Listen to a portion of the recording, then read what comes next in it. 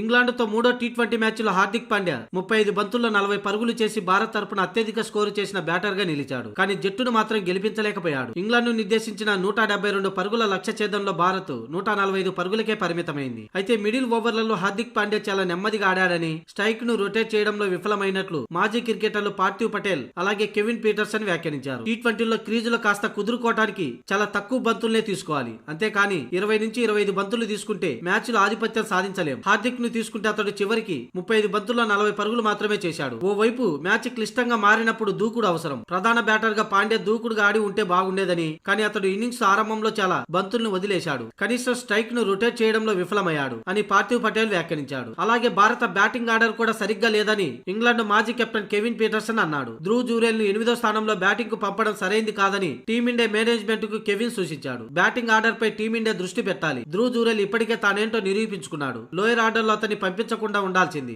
ఆఖర్లో కుడి ఎడమ batting order గురించి ఆలోచించడం సరైంది కాదు. ఇది టీ20, సమయం ఎక్కువగా ఉండదు, బంతులు ఎక్కువగా ఉండవు. ఇలాంటి సమయంలో లెఫ్ట్ రైట్ అంటూ ఆలోచిస్తే ఉన్న కాస్త టైం ఎగిరిపోతుంది. ప్రభావితమైన హిట్టర్లను ముందు వరుసలో ఉంచాలి అని పీటర్సన్ వెల్లడించాడు.